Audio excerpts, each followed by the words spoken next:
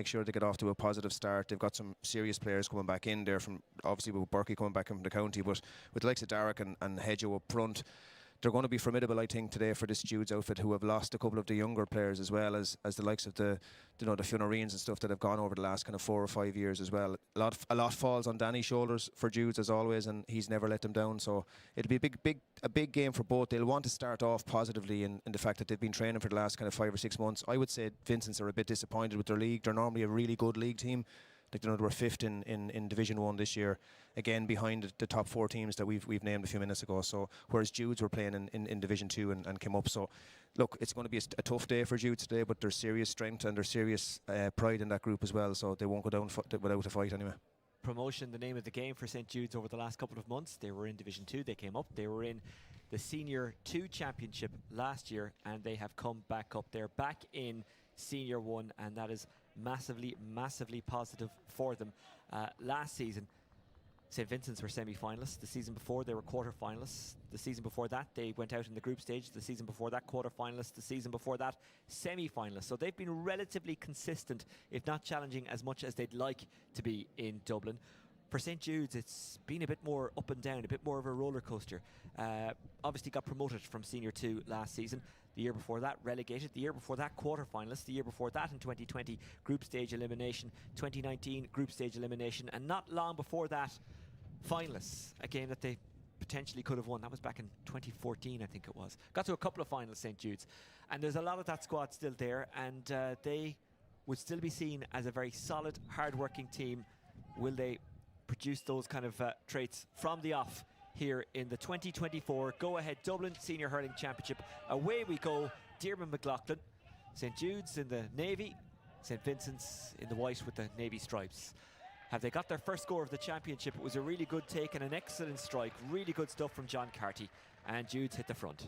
Yeah, great score. What's interesting here as well, it's something I've been saying for the last couple of years. They've Danny back at 6, and I think that's a great call by Jude's management. It's something I really think he could be a 6 for Dublin as well if he wanted it, because he'll cover in around here now. You'll see him, he'll go towards the ball. He's a great player, but a great start, a lively start here now as well, and 2 good scores on the board, Oisín. Yeah, Brian Bolger getting the second one, as per usual.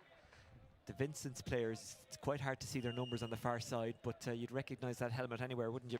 You would, yeah, and Hedgehoe inside as well will be dangerous, along with Darragh as well. Like, they'll have their hands full inside with Judes, but that Judes crew are full of spirit and fight. But it'll be interesting to see how Danny goes at 6 today. He's on Berkey as well, and Berkey will try to move off him as much as he can, and you can see Danny already calling back, so he will want to sit in front of Hedgehoe and the ball that's going into Darragh as well. It's something you've talked about over the last couple of years, that Hedgehoe has nearly tried to do too much in matches. It's a compliment to him, and he has done so many times. Like, he's dragged them to semi-finals. Do they need to maybe get others around him doing that work this year, and maybe leave him in the square where he can really do damage? I think what Pat has done, like, he's evolved that squad, like you've said, progression, and he has evolved it. Like, they're fighting. Like last year, we said it on a number of occasions, they kind of simplified, and they brought back the nature that man has on the line over there, that they fought for every ball. But look, Hedgehoe is very, very dangerous at 14. Like, if you're up managing against him, he's a very, very dangerous, formidable kind of opponent to come up against. But that's definitely an advantage there. A good call by Damien. There was a chop down there by Cillian O'Neill, and you're right, the referee, Damien Burnett, is the man in charge today, and it's a free into St Vincent's, and it will be Heatherton who will strike this one. The breeze against him in this first half, and this is the great thing about the split season. I appreciate that it has a split opinion, but here we are in the actual summer playing a summer sport. Yeah, and look, in fairness to John as well, looking down on him there, he looks really, I haven't seen him looking as fit as that now in a long time as well. Like, so he obviously wants a big year. They want to push on. They want to make a final. They've been semi-finalists, quarter-finalists, like you said, over the last 5 years. But they'll need that man on song. When he's on song, he's really, really dangerous, and he'll put it up to any team at 14. And Heatherton has put that one over. Would you expect anything else? And St Vincent's lead. Saw Mickey Whelan in around the team today, still looking as sprightly as ever. So 2 in a row from St Vincent's, points-wise, has them leading. What can St Jude's do to respond? That looks like it's good. But I need to get my eyes checked, because it wasn't. It went wide from Joe McManus. Joe McManus not particularly happy with that decision, but it is a wide. Yeah, Joe's one of the top forwards that they have as well, based on some of the young lads that they have coming through, but they're free taker also as well. So himself and the brother at 3, Ger, will have a big battle on their hands today. Heatherton comes out to meet this one. Gets a big hit there, but it doesn't matter to him. Flicked it off to Paddy Gilroy. Gilroy is bottled up, tries to find Heatherton. St. Jude's turn it over. Good work by James Nugent. Gets it back to Ger McManus. Ger McManus goes long. Looking down the line perhaps for Joe McManus. It breaks kindly here for Brian Morehouse-Carroll. Morehouse-Carroll. Great hit. Yeah, he doesn't mind the hits though, does he? And he's fouled that one, and it's a free into St. Jude's. That was really good pressure by St. Jude's. It was, and if you rewind back that, we always talk about that manager who look at the clips during the week. That came from Danny.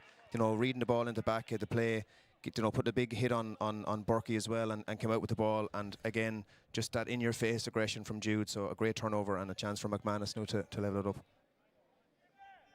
The breeze at his back. The pitch, by the way, in absolutely perfect order. I had a walk on it a little bit earlier on. It's beautiful looking, but it's actually beautiful when you're here as well. Sometimes pitches can look better than they actually are on TV, but that is not the case. The pitch is every bit as good as it looks. No debate that time. Joe McManus puts the free over. His first of the game, his first of the championship. St. Vincents, who've spread the ball around quite well so far. Andrew Gilroy looking for a teammate on the diagonal. There is a late change in that St. Jude's team. Owen Costello is in.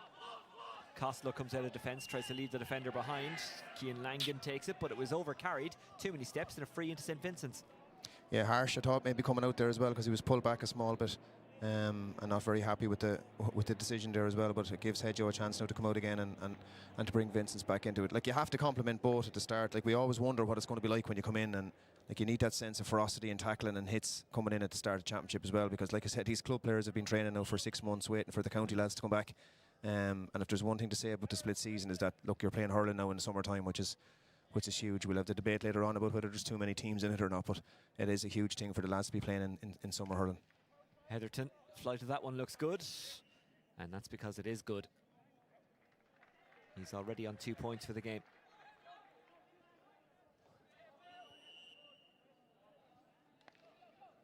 Ross O'Reilly goes long and deep with his puck out. It's old school. Oh, it just slipped through the fingers of Owen Dolan. It's bobbling around, pulled on there by Cillian O'Neill, and then retrieved by Conor Burke. What can they do? Can they run it out the field? Sean Mulcahy looking on as the ball is left behind. Scramble for possession. Trying to get in there and bend his back is Brian Bolger. I think we'll have to go for a clash ball. That's exactly what happens.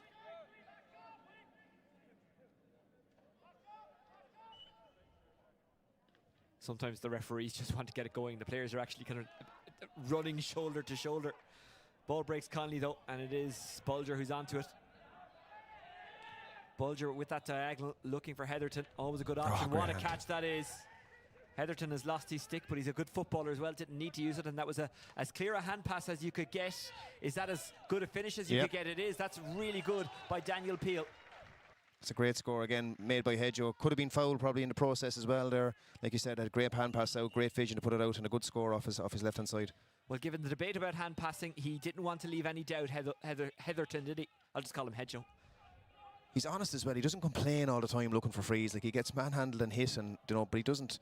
He gets on with it, and like I've said it a number of times, I still think he'd add something to a set up in Dublin as well if he's fit and he's willing to commit to it. Great ball by Tom Connolly up to Sean Mulcahy. Mulcahy leaves it behind, and it's stolen by James Nugent. And now St. Vincent have to defend. Joe McManus breaks it. McManus against Simon Gormley.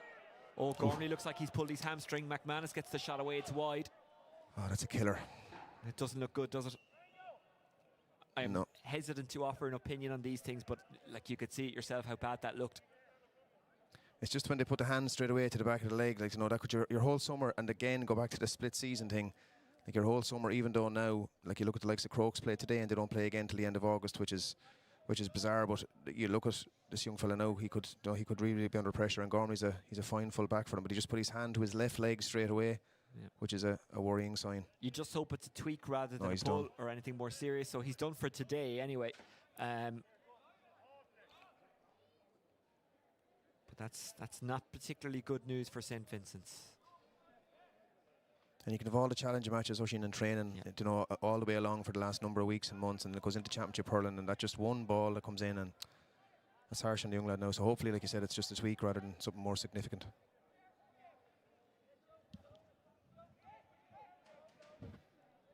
Gormley, he's kind of hopping his way off, so hopefully that's a sign that it's not as serious as it first looked. Coming in, by the way, for St. Vincent's is Manus Glacken.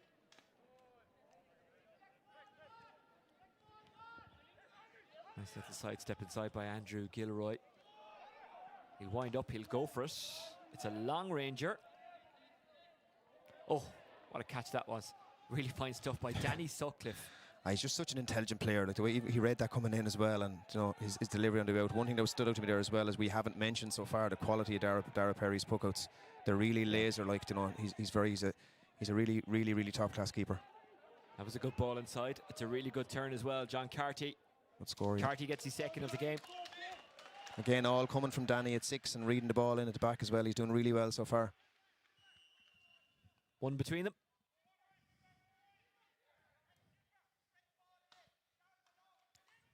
Another first-class delivery, wasn't it? Here's Toomey. Keep running is the shout at Toomey. There's plenty of green grass to run into. Will he go for it himself? He's at a tight enough angle. Didn't really catch it right. And that's Danny Sutcliffe back there again. Well, he's the kind of player that he'll play well and he'll have a positive effect no matter where he is. But are you losing a lot by having him back there? Yeah, it's a good point. Yeah, you are. You're robbing Peter to pay Paul. But at the same time, the one thing Judes need to do here is stay in the game for as long as possible at the start.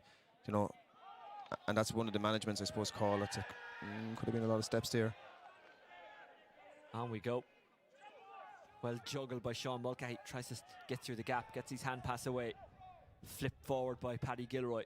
Oh, that's Bulger. That is brilliant. And it's matched by the finish as well. Bulger is second of the game after a really impressive piece of skill. Yeah, I met him last year before one of the group games, or maybe towards the quarter-final, and he was so disappointed. He'd hurt his shoulder, that AC joint in the shoulder, and he missed an awful lot of championship for Vincents last year. And you know, underage-wise, would have had a good underage career as well at times with Dublin. So it's great to see him back fit and well again.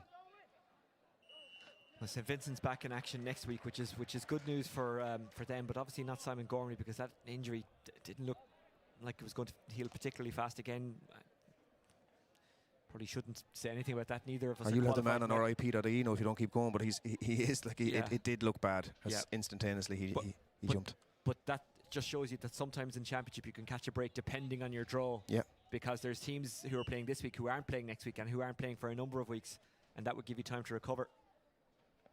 Yeah, the draw this year has made one side considerably stronger than the other, Oisin. You know, like you'd look at even the second game that we have today, when you look at the likes of Crave and Whitehall, realistically they'll probably really perceive themselves looking at playing Judes as being a team that they could win as well. So it's the other side of the draw is a serious, it's a battle pit in there now that they'll take up serious. Here's Conor Burke on the move. Great score. Magnificent. Here's another man taking his county form. He'd some year, didn't he? Yeah, he had a huge year for Dublin. He was magnificent. That's the frustrating thing for Dublin. Poor as they were in that Leinster final, they bounced back and came close enough to Cork. And we've seen what Cork have gone on to do. Yeah, and if they really went at it again, possibly could have beaten Cork realistically, because you know there was an element there. There was a time there where you could have looked at them really pushing on. But like Burke had a great game that day, and you know even the impact that Danny had this year as well. Cian O'Sullivan was such a huge loss, wasn't he? Huge loss, yeah. I think he picked up that injury here against Kilkenny. Line ball goes to St. Vincent's and St. Jude's, I beg your pardon. Heading over is James Nugent.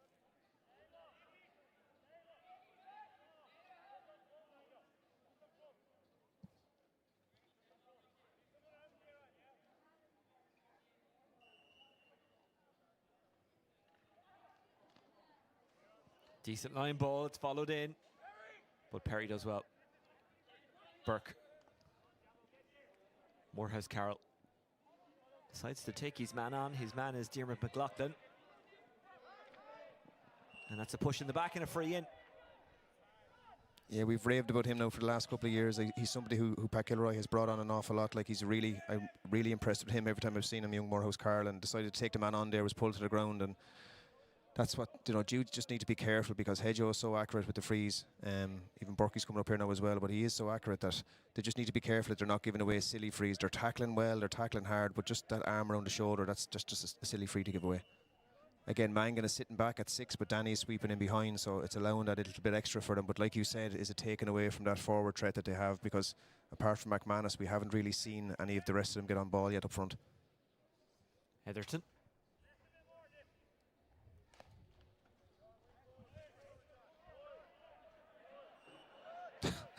The umpire falling over. But Heatherton doing what he needed to do and putting that one over. That's weird now because that's waved wide and then the white flag went up as well.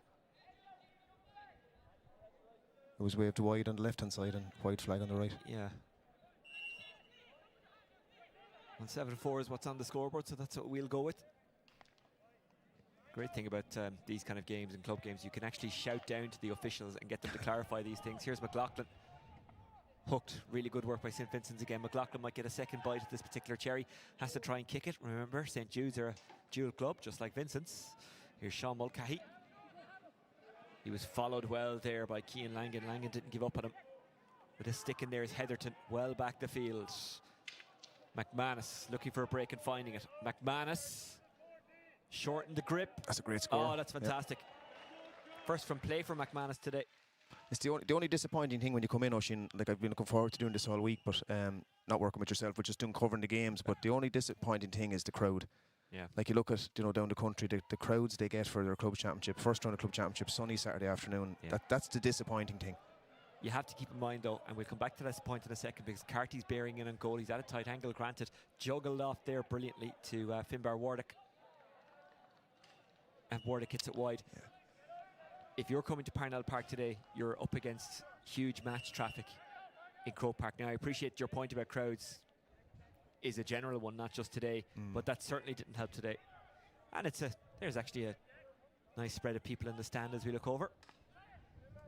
Handy if you're a Vincent supporter. Of course, many of them live within walking distance of Parnell Park. They've spread far and wide across the world, but there is still many of them in the locality, obviously.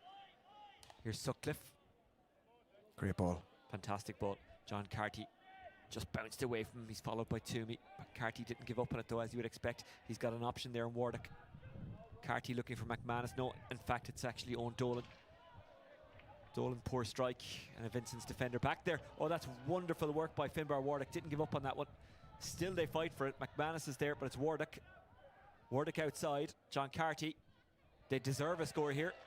And they get it. Yeah, Carty and it's all hard work, Oisin. Hard work, tackling. Wardick did really well there, recycled the ball, wasn't going to score himself. He would have been disappointed with the last shot, and then just recycled it out, and that brings it back to a 1 point game. One between them.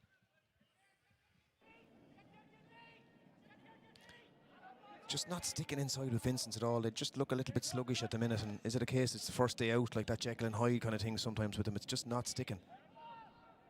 Trying to juggle this one is Carty. Looking for McManus, just got away from McManus. He's chasing after, but he won't get there. Killian O'Neill was there. Does come to a navy jersey rather than a white one though, and that's Owen Dolan.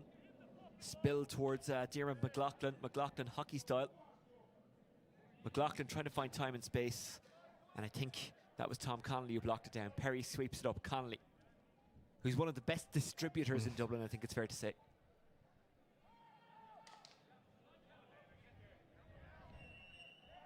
And that was a foul on the runner, off the ball. Good spot by Damien Burnett, free in for St. Vincent's. No, you're right there. Great call on Tomo as well. Distribution really good. Obviously with Dublin, he came back into a half-back stroke midfield position at one stage as well. I love to see him up in the forwards. I thought he was a great forward coming through. And again, if the ball's not sticking up there, he has the ability to win his own ball and strike as well. And Pat will be pushing that, because at the moment you can see him after calling somebody over there now, because that ball that's going inside has to be given. You have to give them a chance. It has to go at a diagonal rather than straight on top of them. Apart from Hedgehoe, they don't have a big forward unit like they used to have.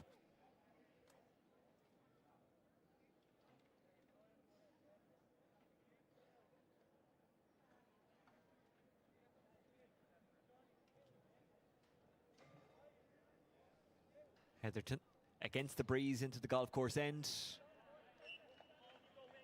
And this time they're certain. Flag goes up.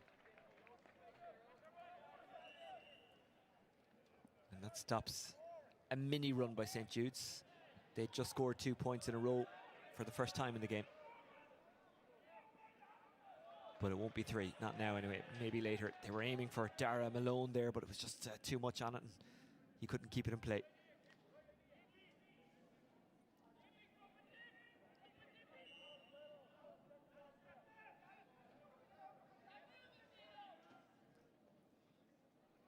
Ball trickles down to Heatherton. who actually had all the time in the world to just stop and decided to have a shot. Keeper comes out to it. O'Reilly gives to Sutcliffe. Burke is in the way. He's one of those players, he's a lot bigger, and I mean that in a complimentary sense in person than he is on TV. Does that make sense? Yeah, it does, yeah. Judes win the break, and they've been doing that all day, and they win the free as well. Sutcliffe got there. Yeah, Danny's the standout man so far in those 6 backs. Gerard's having a fair battle inside with Hedgehoe as well. The ball is definitely not sticking with the Vincents forwards, whether that's to do with that little extra tackle. But Danny's doing really, really well. And I think the Judes management will be happy so far. I don't think Pat will be happy. I think the efficiency up front is not what it should be. And it's just not sticking with them. And they look a little bit leaden-footed at the minute. So I'm sure he'll give them a good talking to them in about 12 or 13 minutes' time. Oh, Danny dropped it. It's not like him. Yeah, most un-Danny-esque. Mangan. McLaughlin looking for Joe McManus. Also racing after that one at speed is Diarmuid McLaughlin. He still has that spring in the step, doesn't he? He Here's does, Joe McManus. Great block down, but it might still work out for Judes. Carty chasing after it. It goes loose and Vincents have it back. You can't plant your feet at this level, though, Oisin. Like Joel know that himself. He has to keep the body moving to strike that ball. Vincents are just throwing themselves into every tackle here, aren't they? Finbar Wardock now trying to come away with it as Killian O'Neill gave it off to Sean Mulcahy. There was a strike of sorts and it's a free in. Yeah, he came across the arm and Damien's given that word as well. He's done a good job out there as well now. And do you know, at the minute, there's no real championship feel to it yet, on the basis that during the first maybe couple of minutes there was a couple of big hits came in, but it's just gone a little bit lax now. Is the heat having a little bit to do with it? I don't know, but it's just at the moment it needs a bit of an ignition from somebody. It needs a goal maybe just to kind of liven it up a bit.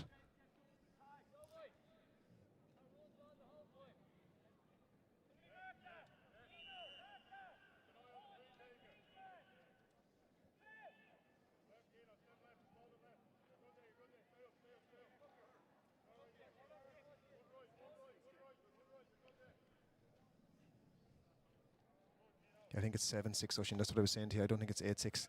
Okay, well, we'll get that clarified with the officials. That confusion coming from a white flag being raised Now it is. earlier on.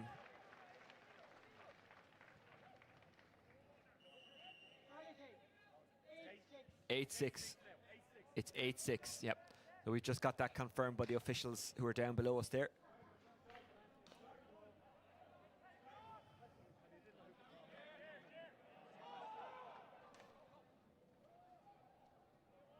Is it going to be 9-6? No, not right now anyway.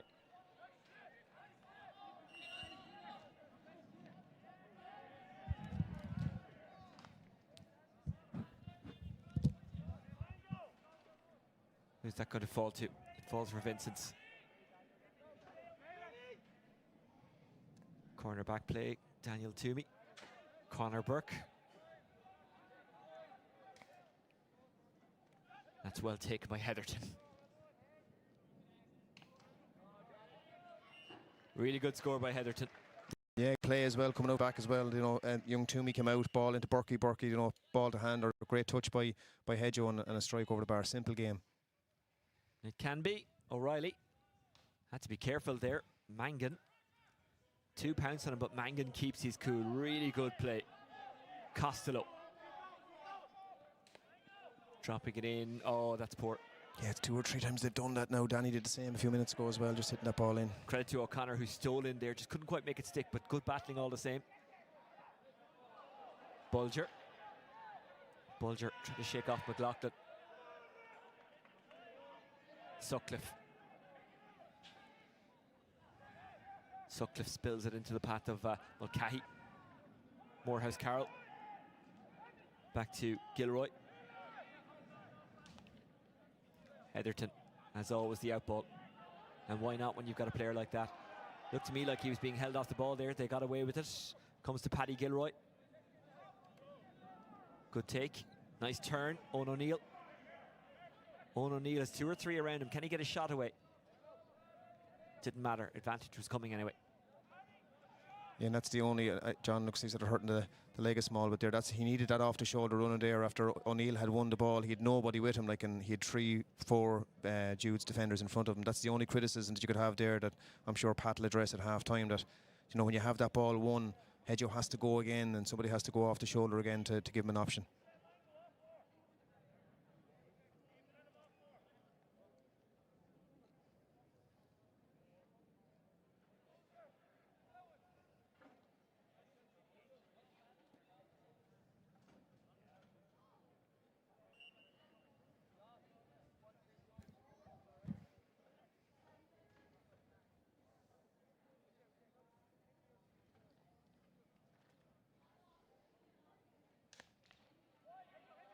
It's an unusual style in the sense that he kind of spins the hurley before he strikes it. It is working.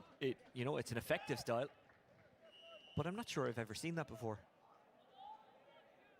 Now everyone's going to be doing it.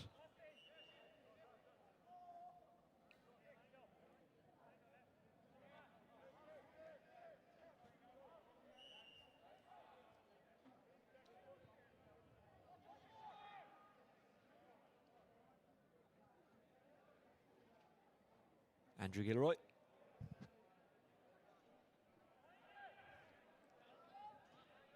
Mangan can't take it. Heatherton wants it again. It's Bulger. It's wide. Yeah, good tackling, good hook and good blocking over there as well. Hedgehoe wanted it. He was probably a bit too far out to want it. Yeah. You know, he should have been more inside and given Bulger a chance to really give him a proper ball inside. Berkey read that well. Yeah, he really did, didn't he? Spilled it backwards, but still completes the pass.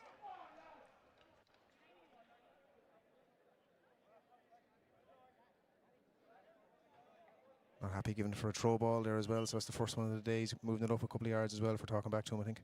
Yeah.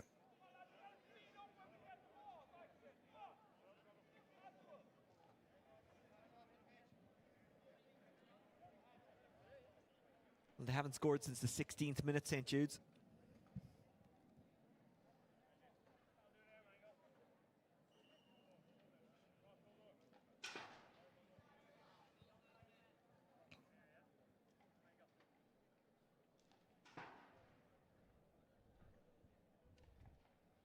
McManus gives it plenty of height. It actually hit the shop roof, but more importantly, it hit that roof by going through the posts. Yeah, good score, good a tough free as well, and a score that Judes needed because there has been a bit of a lull so far. And again, we're not naming or, you know, we're not really using many of the Judes forwards at the moment. Danny will read this one again. We are looking for a score from O'Toole Park, but I'm being ignored by my contacts. That's no surprise, Joe. We go from the end of season to the start of the next season without you ever returning any of my calls. So my O'Toole Park contact is not the only one who does that. Here's Conor Burke storming out of defence. Killian O'Neill's there. Yeah, goes with the long one to Heatherton. What a catch again by Heatherton. It was really good marking by Ger McManus, who stayed on his back. Yes, he got the shot away, but sometimes as a defender, all you can do is put the pressure on and hope for the best, and the best was achieved there by fullback Ger McManus.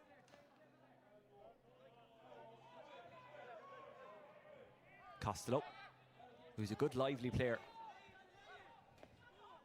Good ball by Costello. But St. Vincent steal it back. Tom Connolly, he's fouled, free out. Yeah, Tom did really well there, coming up with the ball, and again, you know, that last passage of play as well, where the ball, you know, from Berkey into Hedgehoe, great hands, and you know, like that's what Pat Gilroy wants. He wants forwards who are able to win their own ball, and apart from Brian Bulger, we haven't really named anybody else inside at the minute, and that's what will frustrate him. And you know, Jared did well there to block that one down. It's a good take. Paddy Gilroy, I beg your pardon, that's Brian Bulger. Both in the white helmet. It's quite confusing. Here's Daniel Peel. He's already got one. That won't be a second one, but it might drop in. No, Jews just have too many numbers back. Great and it's Danny Sutcliffe. Diarmuid McLaughlin. Kieran Mangan.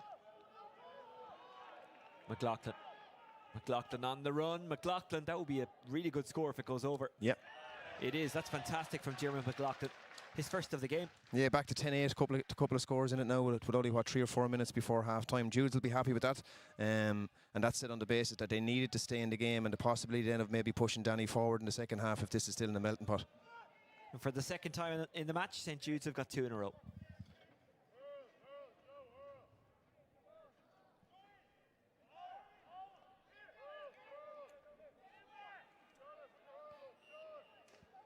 Perry. Now And there's enough room for him to run up into that St. Jude's half and have a shot. Closed down really well by Cian Langan. Falls kindly for Paddy Gilroy. Gilroy trying to get away from Langan. And then swept up by Dara Malone. Jude seemed to be allowing that extra man, Oisin, to take the puck out on the way out, and then on the base that he'll have to hit the ball anyway into that kind of swamp defence. So John Carty just couldn't get it up in a hurry. Conor Burke. 2 or 3 Vincents players lining up for that one. One of them, Tom Connolly. Has Here's to Killian deliver it, though. O'Neill. Deliver it. Yep. O'Neill shortens the grip, drops it towards Heatherton. That's a fine take by Heatherton. Heatherton. Oh, that's unreal. Yep.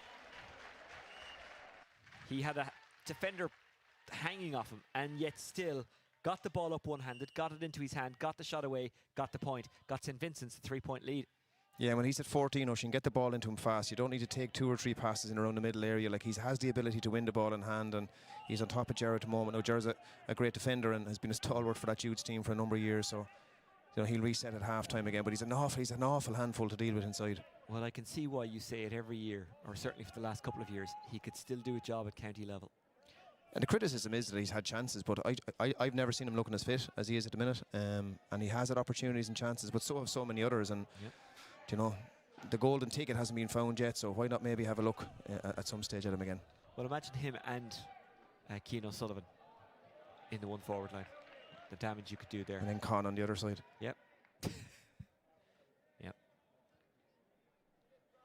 And the 2 Hayeses. You could have one of the biggest forward lines in the country, and that's saying something. Not all about the size, of course. They're actually good hurlers.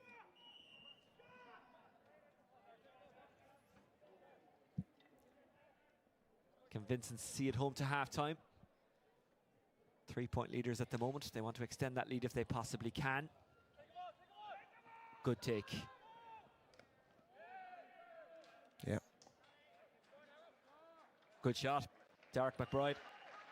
Yeah, it's the first time we've mentioned him, really, and he has the ability. He's so promising coming through for the last couple of years. Obviously, the brothers on the line today, Cian and the other lad out in Australia, but he's loads of potential. Again, and this is where Judes need to be smart here now, get the clock that they don't need to turn the ball like that. McBride on it again.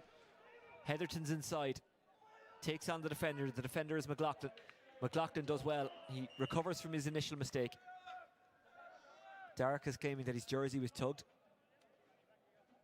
The call from the line from Vincents all the time is to take them on, but young McLaughlin has pace, like loads of pace, so it's not the easiest thing to do. Yeah, he did really well there.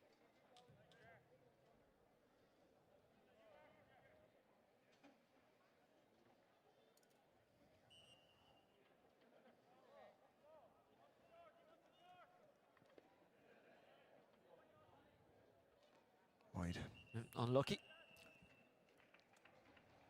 And that's half-time. St. Vincent's by 4. Joe, what have you made of it? Yeah, look, it's the first game of championship. I thought Vincents went into a lull there for about 10 minutes, had a very strong end to the first half, but in the middle 10, 15, their efficiency was way off what it should be and what Pat will want from them. Every time Hedger's on the ball, he looks dangerous, serious battle inside with himself and Ger, but Judes will be happy enough to a point, but at the same time, like, Danny's doing really well as the spare man, but maybe at some stage, like you commented on, maybe they're going to have to think about pushing him forward if they really want to go and win the game rather than damage limitation. And on the way off, Danny Sutcliffe was very clearly and audibly giving his teammates some encouragement, which is good to hear. He's a real leader in that team. He's leading by example right now. He is back in or around his own 13-metre line, but he's distributing well. And as Joe has been saying, maybe, just maybe, he'll be pushed up for the second half. Half-time in our first live go-ahead Dublin Senior Hurling Championship Club game of the summer. And it's a 4-point lead to St. Vincent's. Don't forget, later on, we've got Whitehall Colmkill against Crave Kieran, so stay with us for that. In O'Toole Park, Kilmacud Crokes taking on Coola at the moment. We'll try and bring you a score of that if we can get one. That's a particularly big game. It's always big when those two come together. And that game is going on over in O'Toole Park, which is also hosting a double header today. We'll take a break and we'll be back with the second half. Stay with us. St. Vincent's 12 points, Jude's 8 points.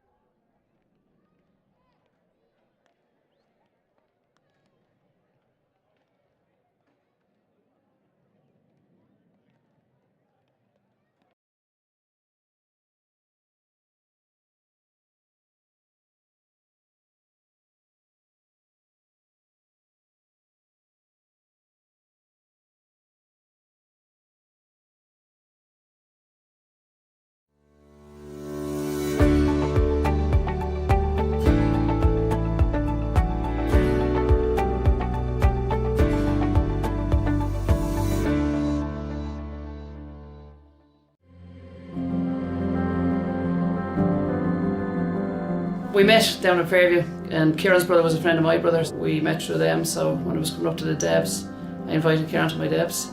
He asked me to marry him, and I said yes, so long as our firstborn child played for Vincents. And he said, okay, grand. It's great to have our family involved as well. I suppose if the kids weren't as interested in it as we were, it'd be very tough on us. Kieran's are playing Vincents. The tension in the house is gas. Mum is obviously Vincents and Dad is Kieran, so Mum always claims that she'll give John steak for dinner and she won't feed Kevin. But it's always a bit of a laugh, but I suppose no one takes it too seriously. She had her hands full. She could have got a job as a bus driver. The amount of dropping off and picking up she did from matches around. Leaving some matches early to go to another match to make sure she got the end of that, or make sure we all got the same amount of attention. There was no favourites. It means everything. I don't know what we do without it, to be fair. We eat, drink and sleep it. It's always through the family like the rest of us. There's not enough supporting words, I'd say. I know my whole life at this rate. We're very proud parents. That's a huge achievement to have 100% of your family still playing. We're proud of them all, every one of them. My name is Niamh Heatherton. My name is John Heatherton. I'm Kieran Heatherton. I'm Patsy Heatherton, and as a family, Our roots are set in the GAA.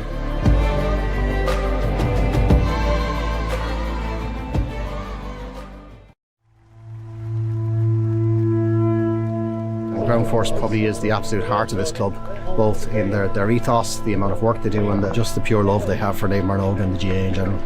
In simplest terms, we probably couldn't function without Ground Force.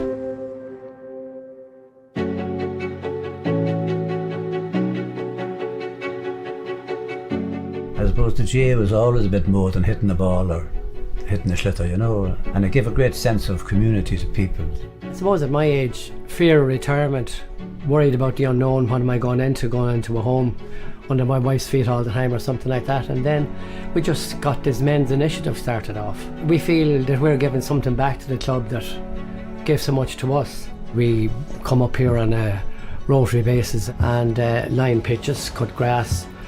It kind of empowers us as well if we feel valued. We're all friends, we're all retired, we're all around the same age group.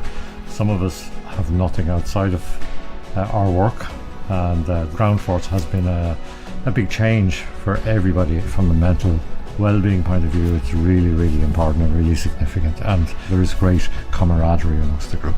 So I think there's about 30 odd men in this initiative that comes up to the club and has a chat, and the coffee is important as well. We sort out the world, Dad. Yeah, or well, most of it. Yeah. That's what it means to me, just achievement and pride.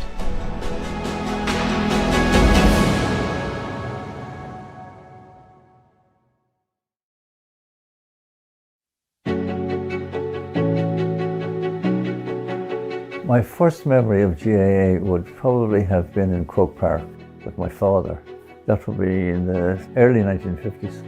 As a young lad, brought down to watch one of my brother's matches. Playing under 10 hurling, and I say hurling, not camogie, because I played on the boys' team. My feeling about the GAA was more a social one than a games one, because I thought it was a great way for all the kids to get to know each other. Mum and Dad always brought us up to have each other's backs. We'd all go to each other's matches. No matter what we were doing or playing, we'd all support each other. I'm playing for the club 37 years, I think, now, but I also coached my two daughters' teams. It's great. It really is a great feeling to have the kids down there. And now all of their friends are beginning to come from the same community and the same focus on the club, so it's a mirror of what happened to me in my childhood, I suppose. We made more friends down the years and had more fun down the years than ever we would anywhere else. Mum fostered that through us as well. She was chief bottle washer. She'd have jerseys upon jerseys out in the line. 3 of my offspring are married, and they met their better halves through the club. The friends and relationships I got out of it. Looking back, that was really what the GAA was about. Community, about building relationships with people. My name is Mick Galvin. My name is Mary Galvin. My name is Phil Galvin, and my family roots are in St. Bridget's GAA Club.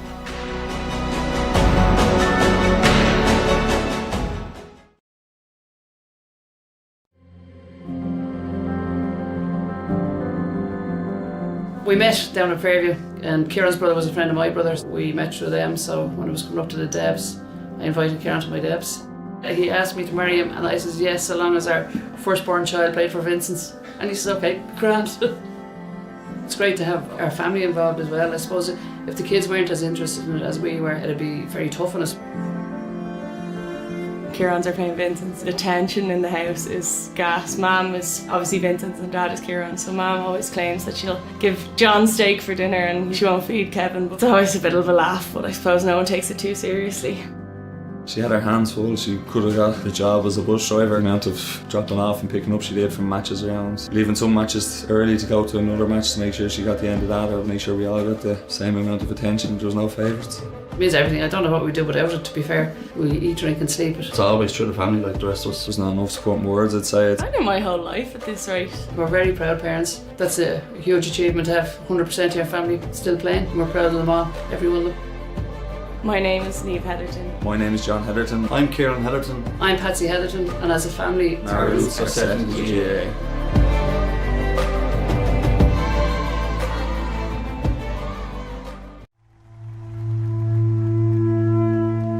The ground force probably is the absolute heart of this club, both in their ethos, the amount of work they do, and just the pure love they have for Naomh Marnoga and the GAA in general. In simplest terms, we probably couldn't function without ground force.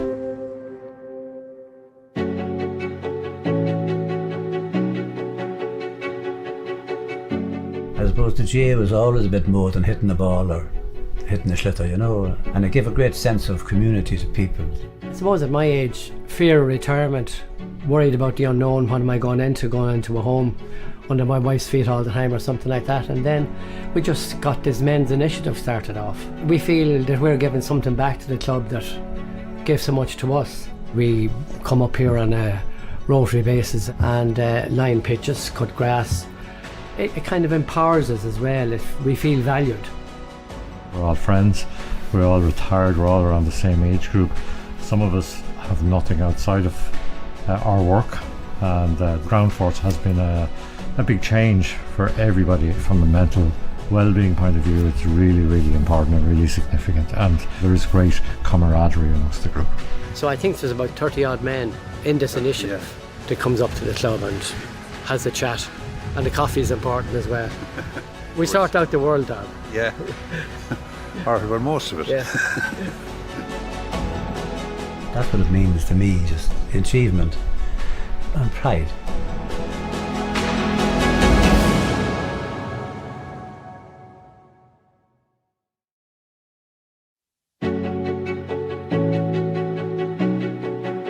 My first memory of GAA would probably have been in Croke Park with my father. That would be in the early 1950s. As a young lad, brought down to watch one of my brother's matches. Playing under 10 hurling, and I say hurling, not camogie, because I played on the boys' team. My feeling about the GAA was more a social one than a games one, because I thought it was a great way for all the kids to get to know each other. Mum and Dad always brought us up to have each other's backs. We'd all go to each other's matches. No matter what we were doing or playing, we'd all support each other. I'm playing for the club 37 years, I think now, but I also coached my two daughters' teams. It's great. It really is a great feeling to have the kids down there. And now all of their friends are beginning to come from the same community and the same focus on the club. So it's a mirror of what happened to me in my childhood, I suppose. We made more friends down the years and had more fun down the years than ever we would anywhere else. Mum fostered that through us as well. She was chief bottle washer. She'd have jerseys upon jerseys out in the line. 3 of my offspring are married, and they met their better halves through the club. The friends and relationships I got out of it. Looking back, that was really what the GAA was about. Community, about building relationships with people. My name is Mick Galvin. My name is Mary Galvin. My name is Phil Galvin, and my family roots are in St Bridget's GAA Club.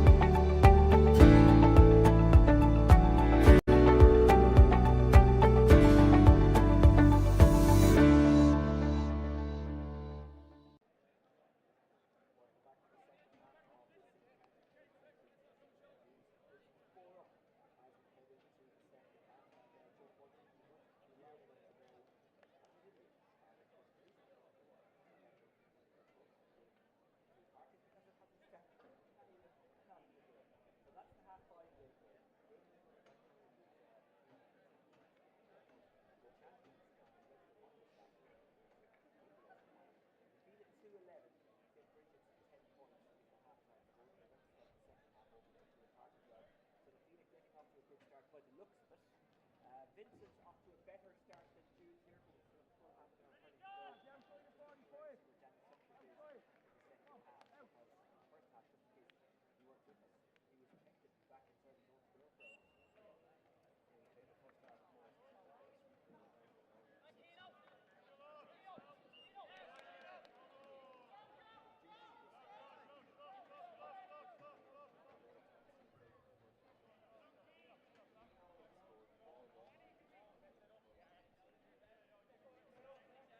I'm sure Pat has had a few harsh words with some of the Vincents forwards as well, because that wasn't someone switched off here. McManus goes short.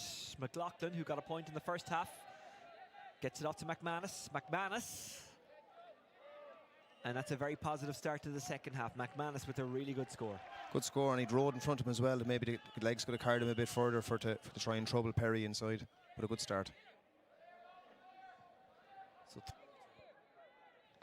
of the second half, St. Vincent's looked to restore that 4-point gap. Heatherton, who by my count scored 8 points in the first half, couldn't quite soak that one up. Sutcliffe trying to run after that one now is Wardick. He's a lively young corner forward, isn't he, Wardick? He is. He'd pour wide in the first half and then kind of recycled another score or two after that. Has loads of pace, but again, Danny, that ball in there against two Vincent's defenders is going to be very hard to win it. Perry.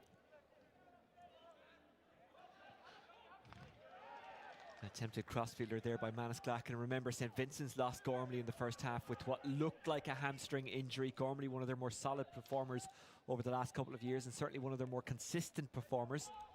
McManus looking for his second of the second half. He doesn't get it. Yeah, slap at a hurler. Disappointed with that off his right hand side. Good ball by Danny in. McManus comes onto it. You know, Joe's normally good for that one, but this fella's puckouts have impressed me all day. Like, you know, his ability to find a man every time is impressive.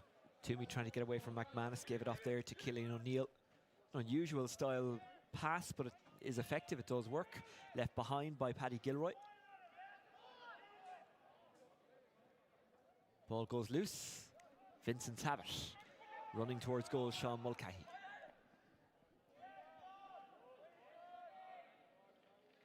And that's a really fine score by Sean Mulcahy. Yeah, good score. Vincent starting to take control around the middle of the field now as well. And again, they've been driven on from the line. That energy just coming over from the line all day has been run at them. So Vincent's will want to kind of have a positive start to championship here now as well. Kieran McLaughlin. Back it goes to Ross O'Reilly.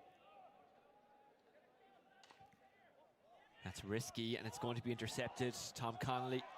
Connolly has options up top. Mangan was following him all the way. I'm not sure whether he was going for the shot there or trying to drop it into Hedgehoe, but either way it didn't work out.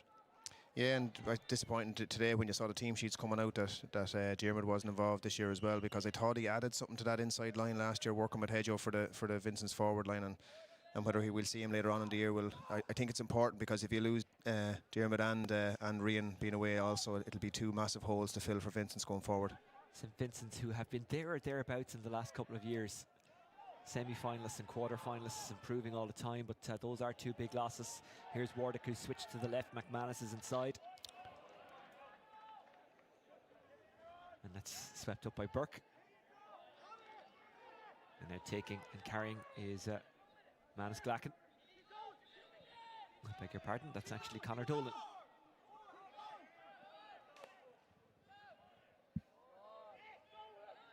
Oh, I'm glad I got his name right. What a score by Conor Dolan. Great score, simple game again, ran the line. You could hear the half forward and wing back coming out there as well. Killian O'Neill made space for him to run into, and a great scorer. Good ball. McManus has a runner inside, gives it keep off to going him. It's Dara Malone. Dara Malone bearing in. Dara Malone sweeps it over. Goal chance, Oisín, wasn't it? It was. You're going through, like, Would you want your player to take that on from there? I think if you're Judes today, you have to want to win it rather than try to not lose it, if that makes sense. Yeah. And you're 4 points down. Look, it's a good score on the board, but I think you could have troubled Perry there with a shot going through if he had a strong left side. Great take. Here's Sutcliffe. Kind of half hooked, but still got the shot away. It's going to drop in around the back post. That's really good defending. Really fine defending. Andrew Gilroy just gave John Carty a little bump, stayed strong, kept his marker off the ball, and got it away from danger. Here's Dolan.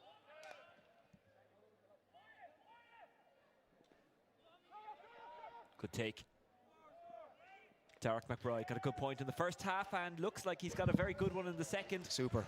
Fantastic.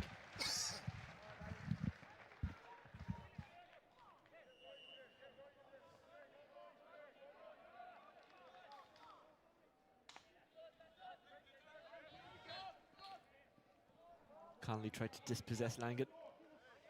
It's high, yeah. Yeah. Good call by Damien again. High challenge, just simple thing. No dirt or any malice in the game so far, which is great as well. But you just need to add that little bit more, I think, if they're going to get close. They're 5 points down now. This gives McManus a chance to bring it back to 4. But again, is there a stage where they're going to think about putting Danny up front to maybe try and really challenge for winning it rather than kind of keeping it down to a 4 or 5 point game? Well, if you put him in there and go high, he can create goal chances or get a goal or two. They might need one. Here's McManus. Still plenty of time, of course. Now, again, going back to what I said, I love the idea of Danny at 6 for club or county. I think it's a great call. And that's wide. That just sucks the life. Like, you know, you need, like you see the top class, you know, free takers, club boys, you know, with Heatherton or Paul Ryan with Bowden, or, you know, when you look at, you know, and you need your frees from that distance to be going over the bar, especially in a close, tight game in championship. Good take. And can pass out of a really pressurised situation. Peel. Peel. His teammates wanted him to pass it. Sutcliffe. Heatherton almost blocking him down. Fires off the stick of Owen Dolan. Conor Burke. Burke with the dipper towards Hedgehoe. A little bit wild with the stick there, and it's a free in. Yeah, it was Danny. They would have soldiered a bit over the year. You saw earlier on, just before when they came together at the start of the game, a good handshake as well, good friends, I'm sure. So, like I said here about Hedgehoe, one thing I really like about him, there's no moaning or groaning. You got a bang there now from Danny, yellow card, but again, there's no over theatrics about it. Gave the referee Damien Burnett a little pat on the back. Danny Sutcliffe just trying to get it on his good side, but I think the damage was done by that stage. Look, he's a competitor, you know, he has that spirit about him, and he's leading that Judes team for the last couple of years and would have been disappointed to go down to Division 2, and they're back up in Division 1 now again. But I just think from a management perspective, if they're going to win it as well as he's doing at 6, they're going to have to think about putting him back up front. Heatherton puts it over. His first of the second half, but his 9th of the game by my count. Change for Judes here now.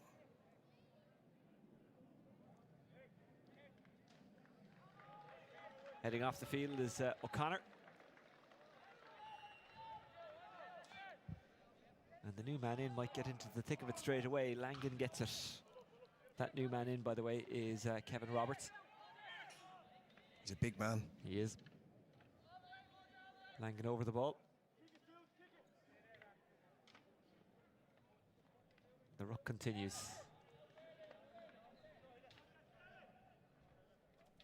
No point in me trying to tell you anything here because I couldn't see who had the ball for a couple of seconds. Here's Mangan. Yeah, Mangan leaves it behind. He's fouled free in. Well, Kieran Mangan's a good player, Ocean. Yeah. He's pacey as well. He's brave, like as big as the men one in around that scrum there. Like, he won his own ball, and here's a chance now again to win the ball into forwards. Carty is fouled. Just goes to show when you move it at pace and at speed, you can cause issues.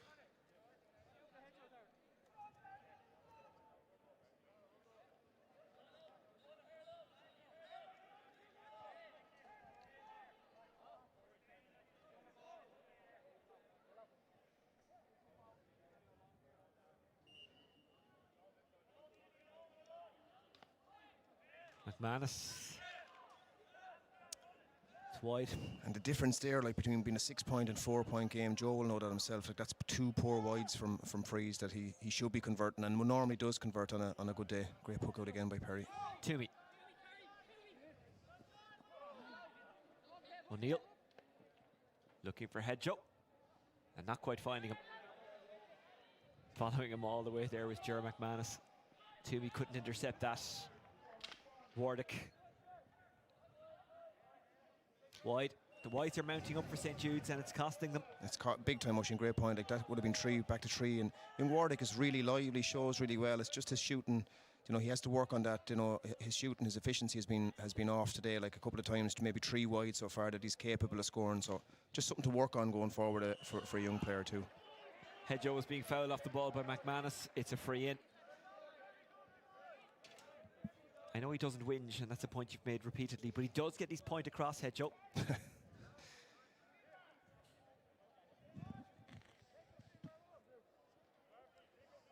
Yeah, Ger just asked him what more can he do. Like, Ger's a big man himself. He's probably 6'3", 6'4". He's a big boy. Played with DIT back in 14, 15. Away travelling as well. A new dad as well. I know that he's a kid recently in the last while as well. But you have a tough task on when you have Hedgehoe in beside you like that, looking fit and strong and really in championship mode. It's a hard day at the office, but doing all he can at the minute. But the difference here is unless they put the curse on it, but he'll put it over the bar and it'll bring it out to 7 rather than what could have been back to 3. Over it goes. 2 in a row from Heatherton. And Vincent's now looking fairly good. 7 points, a small gap in hurling terms, but Vincent's are on top at the moment. Peel. Throw. Yeah. He's consistent though. The one thing I like about Damien is that there's no, he's consistent. He's called a couple of those today. He's also called the steps thing a few times as well, so. Ball breaks. Oh, they've stolen it back. Is there a potential goal chance here? Carty just couldn't keep a hold of it, but it is a free in. And of course that rule about the potential goal and goal chance and all that, that's still only an inter-county rule. Now you're 18 minutes to go, you're 6.7 points down. I think you have to kind of go for this, Oisín.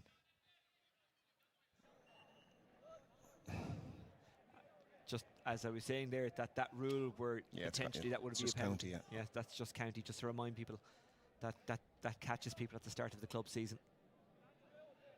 McManus, he does go for it, and Perry saves it easily. And then it's O'Neill, but McManus hasn't given up on that one. McManus. It's a line ball. Yeah, try to recycle it. He young Dolan over here on the wing calling for unmarked as well. And look, Joe kind of had to go for that there. Like you're what, 17, 18 minutes, and yes. I think at some stage now they're going to have to consider putting Danny up, because even if Vincents get a goal, they win by 10. 10-7 doesn't really make a difference. You're going to lose the first championship game, so maybe consider putting somebody back to cover that spot or cover that, but at least have a ball up there that you're going to win the ball up front.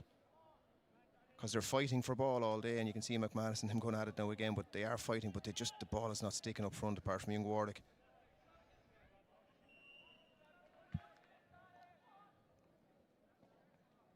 Also in this group, Ballyboden, Crave Kieran and Whitehall Columkill. Ballyboden on their bye weekend. Crave Kieran and Whitehall Columkill play next here on Dubs TV. Game starts at 5:30. Oh, that's a really good piece of play. Bearing in on goal is Paddy Gilroy. Gilroy. Good save.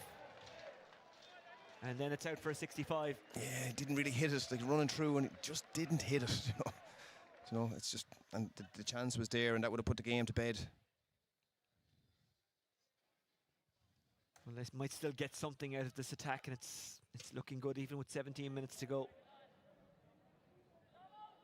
Judes will be disappointed. Oisín, 10 points in Championship hurling, after whatever 45 minutes is they'll know themselves. But again, like you said earlier, the big thing this year was getting out of Division 2, coming in, getting more competitive games and getting back up. But that won't be, look, they're such a proud bunch, they won't be just happy with that. But Vincents haven't been 5th in the league as well. They'll want to push on. They would have wanted to make a statement here today saying, look, we want to break into that top 4. Up next for Judes, by the way, Crave Kieran. That's next Saturday. As Heatherton puts over the 65. 3 in a row for him. 4 in a row for St. Vincent's.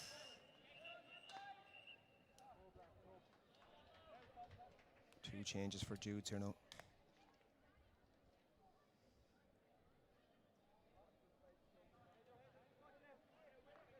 And one of those changes is Sean Wynn. Yeah, young Dolan's going off there, wing forward. And O'Callaghan as well, I think. Yeah.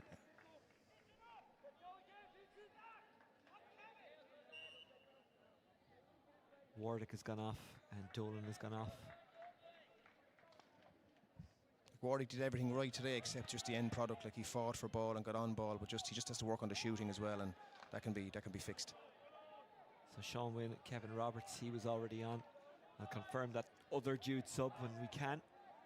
O'Reilly. Langan going after it. And Langan does well. He's a bit of hurling in him, doesn't he? So you can tell he's no relation to me. Here's Cian Langan coming forward. There's potential goal chance here, but he takes his point. Diarmaid McLaughlin. Yeah, good point by McLaughlin. Again, like you said, Langan running through there, like loads of pace running forward. I think they brought on young O'Callaghan as well, inside as well, for I think for Owen Dolan. So he'll add a bit more pace now as well. And they have to go for it now. Like you just go. Like if you're going to lose by 7 or 8, you're better off losing by that than really going for it, going home. It's a push, yeah. Foul committed there on Ciarán McLaughlin. And remember, Rush, they had 2 missed frees that Joe McManus would normally score. They had 2 poor wides in a row, which would have it at it. And that's where Pat Gilroy will say this week, look, if you win this game by 7 or 8 points, we have a lot to work on going forward.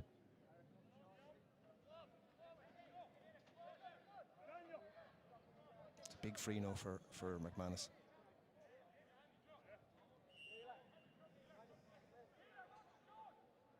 Well, they've had a couple of sniffs at goal, which, well, they haven't taken. It would suggest they can create goal chances, which might keep them going. McManus, as they look for 2 in a row here. They might get more, they have. Goal. And I think it was John Carty who got the flick on. Judes don't care, it is a goal, but there is a debate. Put the square, is it? Have a look. I suppose he was.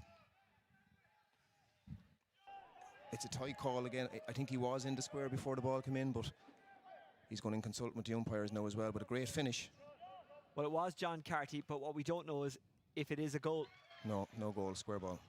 There we go. Yeah. Well, they could have done with it, but it is a square ball and it isn't a goal.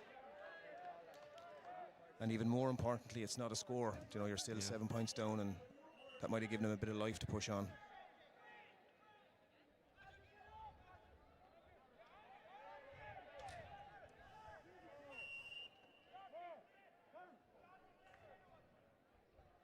So it's a free out rather than a puck out.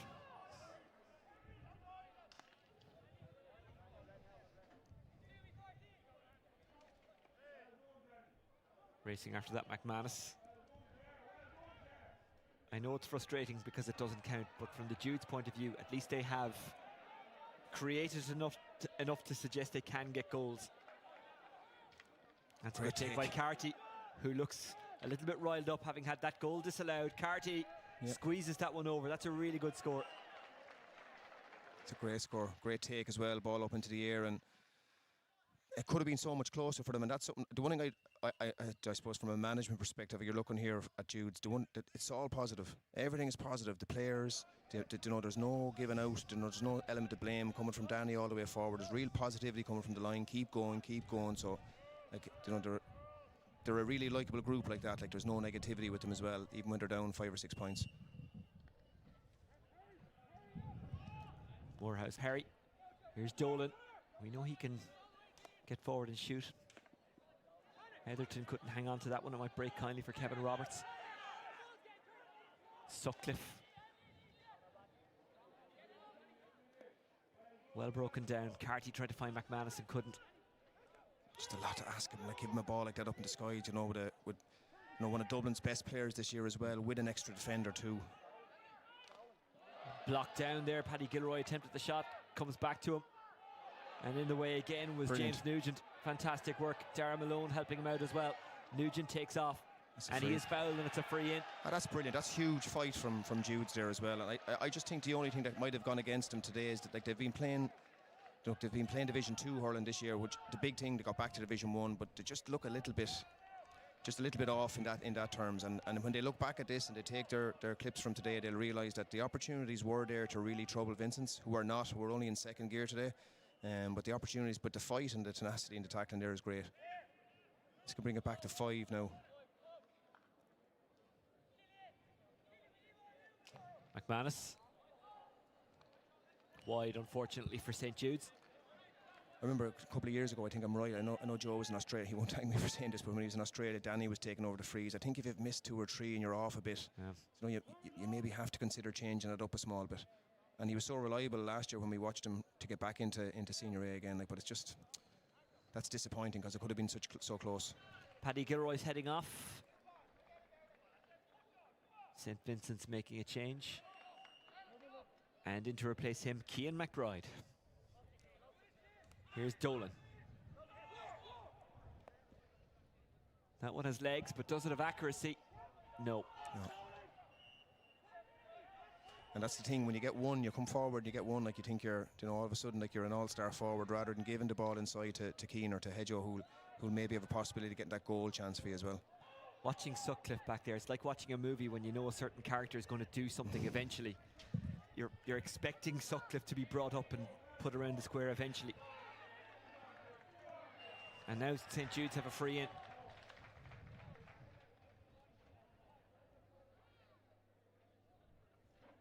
And I think going forward, maybe the Judes management are thinking, look, this is where we're going to be looking at him this year. We're looking at him at 6, or we're looking at him as an extra man. But if you really want to go at it and win the game now, you know, you get back to 4 or 5 points.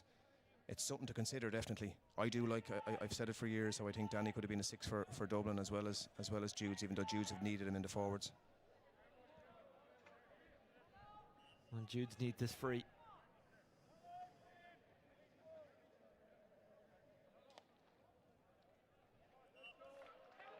And they've got it. That's a boost.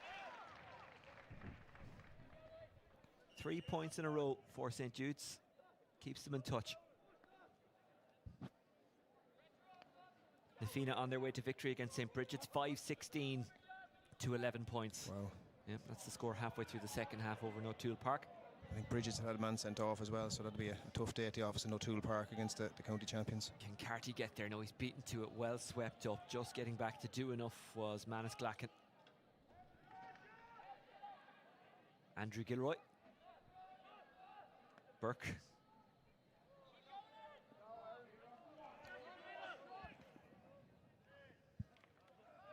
Mangan.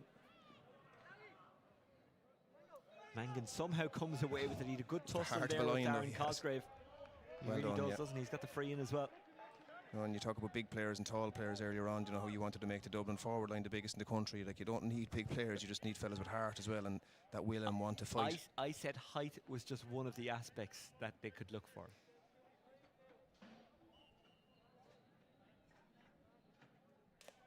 Danny Sutcliffe. Oh, you knew when he hit it, it just kind of, he went to the side as well, like his balance was that bit off. So Judes will look back on this, Oisin, I think with a little bit of regret, because, you know, the chances and opportunities have been there. I know we're saying it quite a lot, and look, if Vincents win it, the best team wins it at the end of the day. But Judes have had opportunities and chances today with frees and, you know, a couple of poor wides in the second half. Like, when's the last time Vincents have scored from play here? You know, Pat will have a lot of big words now, but again, if you're taking out Dermo and Rian from that forward line as well, they're two big men to have Vincents have a chance of really competing this year or getting to a semi-final. They'll think about that later. They'll think about just getting the 2 points here now.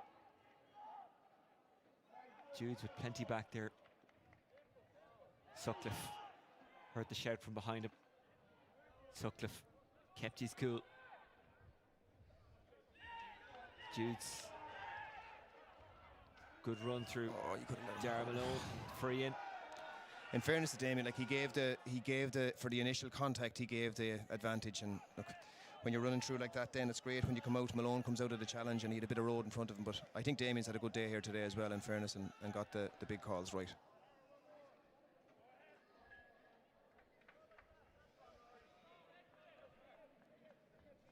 This to make it a 4-point game. Yeah, and you always say, like, you know, that 4 or 5 points is so small in hurling too.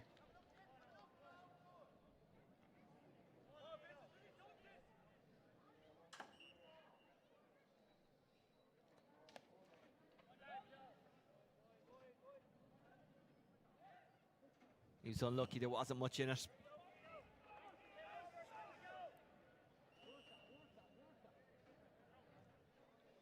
Perry. Sutcliffe is waiting for it to fall into his orbit, but Heatherton pounced, and now his teammate is away. It is Mulcahy. Well, they get a 65 out of it at the very least. You can see Hedgehoe's frustrated now. He had a really good first half, really influential when he was in at that 14. They brought him a little bit further out in the second half since Keane has come in as well. But he's just a bit frustrated. Like he's thinking there, look, put that ball over the bar, like rather than giving the goalkeeper a chance of an easy save. Yep.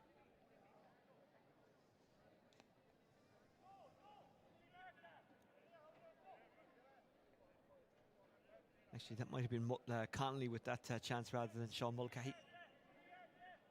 Either way, Vincents were looking for a goal and didn't get one. They might get a point here.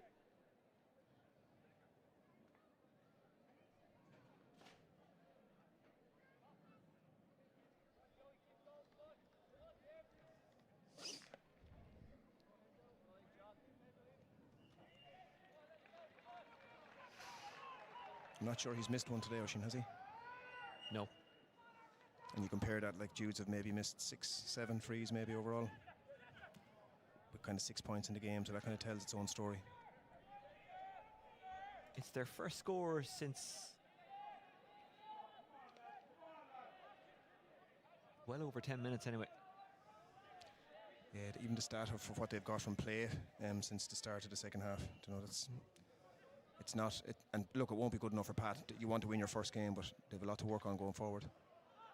It's not done yet. Carty slips at the wrong time. Referee says it's okay. It's not a foul, it's just a slip. Burke pounced upon. St. Jude's have it back. What can they do with it? Has to run it now. Well, they need a goal at some stage. Dara Malone, free in. And again, just to repeat, the rule of potential goal chance is an inter-county one only. Yeah, but so you bring Danny up to hit it now, with a bit of... Well, you have to go for goal, I think, here.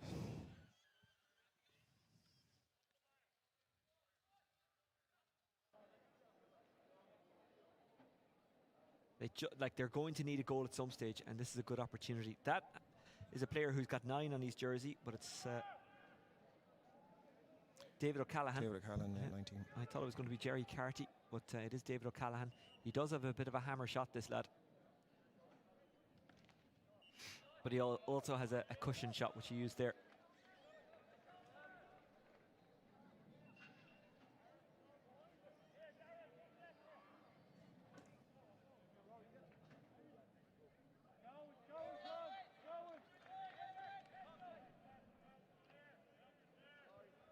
In the second half, it's 7-6 in favour of Vincents.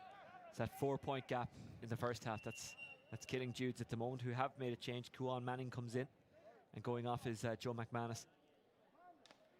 Yeah, Joe will be disappointed. Look, he's, again, the two boys, the two McManus brothers are great lads. He'll just be disappointed today that it hasn't worked from the freeze point. Again, if you watch management, straight over to him, tap on the back, like they're a really likeable bunch like that, positivity-wise, but there was chances and opportunities today, Oisin, for them to really trouble Vincents.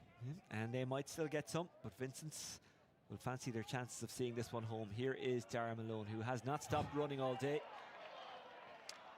That was a serious piece of skill if it had it, but it just went slightly out over the end line, but it was a serious piece of skill.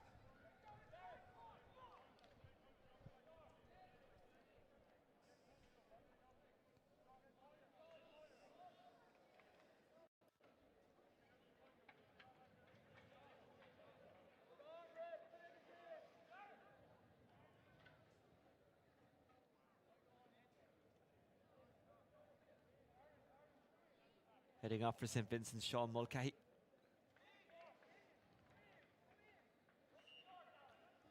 And coming on is James Brady.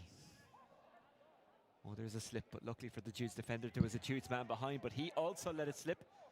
And Vincent's looking for what could be a crucial score, a ceiling score, and it's a good one from Cian McBride. Yeah, that's better. Keane, simple like that. Like, he just wins his own ball, he'd take the man on and go for the score. So that's better from Vincent's. Again, go back to Jerry Carty leaving again, where Danny is. Maybe that the plan is for the year, that they're going to look at him playing that position, because I think if he was going to put him up front, he would have done it by now.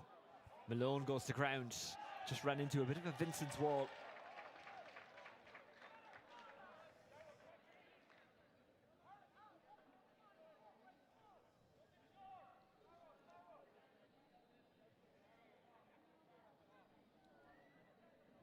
Well, it is a debate, I'm sure, for St. Vincent's supporters. Are you better off with Danny Sutcliffe where he is, or would you be better off putting him up top? There's an argument for both. Intercepted by Malone, and then intercepted by Vincent's. And it is Connolly. And it's wide. Ross O'Reilly Judes need goals. Points no good at this stage. Well taken by O'Callaghan, who just got a point. Nugent. It's going to drop in or around the posts. Bounces wide. Again, well defended. I think, again, that was Andrew Gilroy who just made himself big. Yeah. But again, Judes will look back at that, Oisin, with, like, you clip that and you say, you know, what's going to come of that? You know, you're going for it and you're going to put the ball over the bar, but there's no real presence inside as well to win it.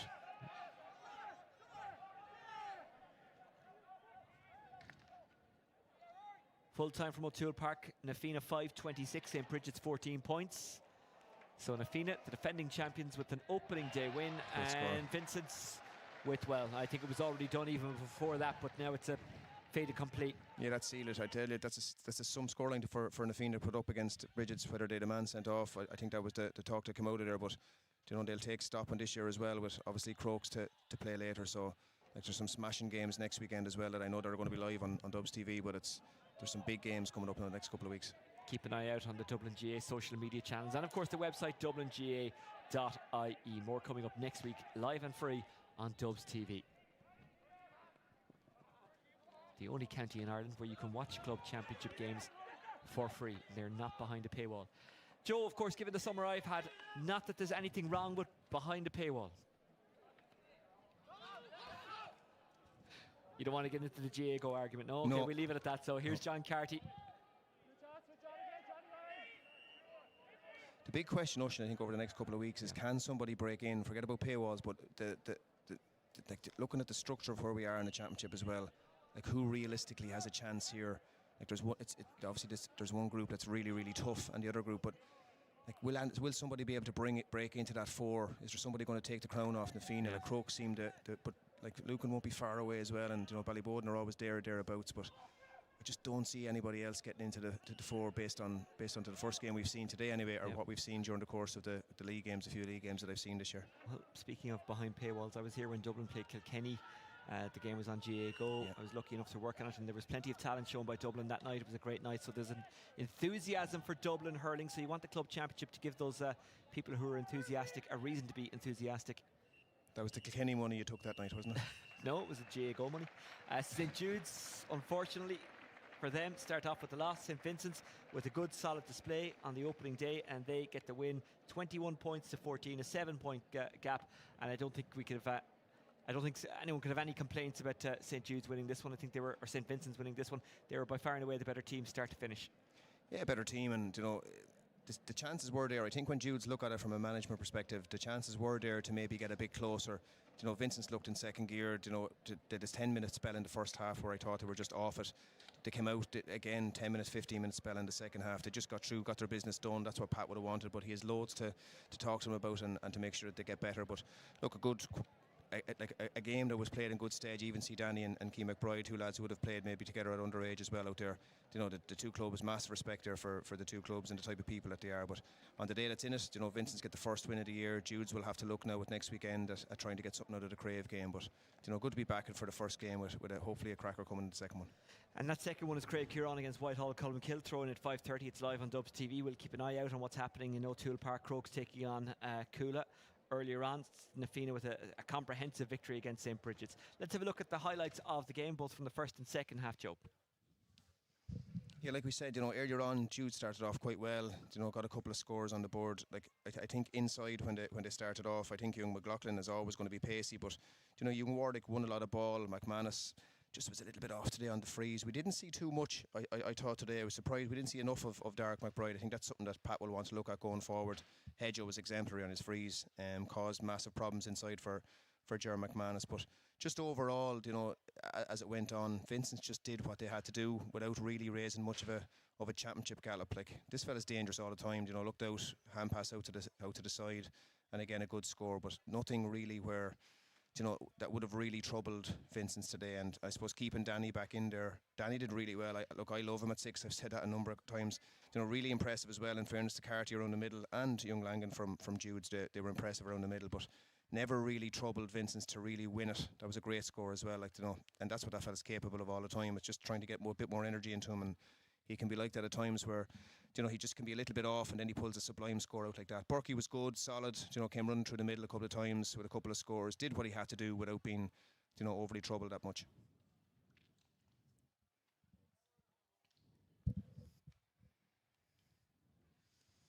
He still scores from the first half. McManus played well, taken off in the finish, but after leaving it all out there, that was one of his best of the day.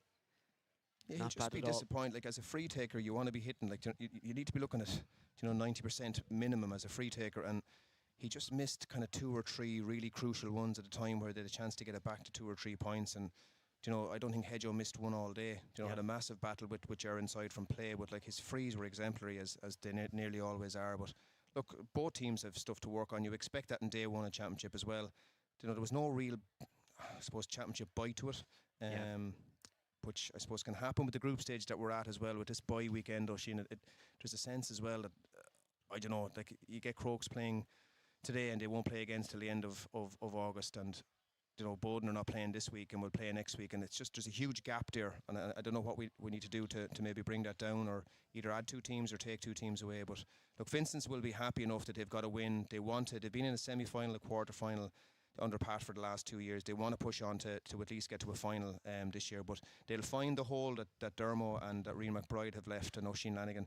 They'll find that hole hard to fill, and today, like, apart from Hedgehoe up front and Darragh at times, Brian Bulger he started okay in the first half, but then kind of went out of it in the second half. But look, today, if you're managing that team today, you want to go in, you want to win your first game, have a load to work on this week to hammer them on, and then get a good performance in next weekend. 4 points on the board before lads go on their summer holidays.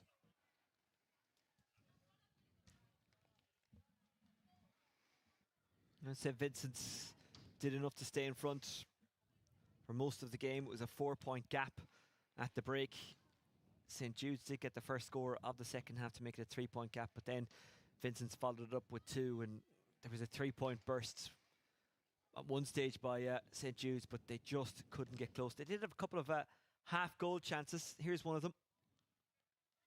Yeah, I felt he could have kept going there again, and we were kind of talking about all the time, do you want to win it, or are you just you're containing it? Like we said, Danny did really well at 6. Kind of thought he would have done, if they had to put him up for the last 10 when you're 5 or 6 points down.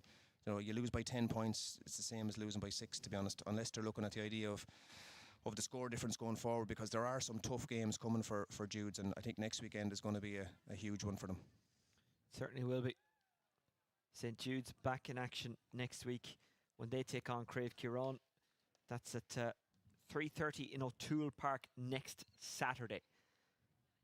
And if you want to get an idea of what Crave Kieran are like, then stay with us on Dubs TV, because they're up next against Whitehall Columkill. That one swung over the bar by Diarmuid McLaughlin, played well at times today, but again, that's one of those chances where maybe they could have and should have gone for it. Easy to say from up here, I guess. That was a big moment. It was a square ball, but sometimes you get away with that. Carty thought he got the goal, but it was ruled out. Yeah, it was a big moment, and if they had got the goal there, probably would have brought him back, I think, to 2 or 3 points at that stage. Again, they responded well.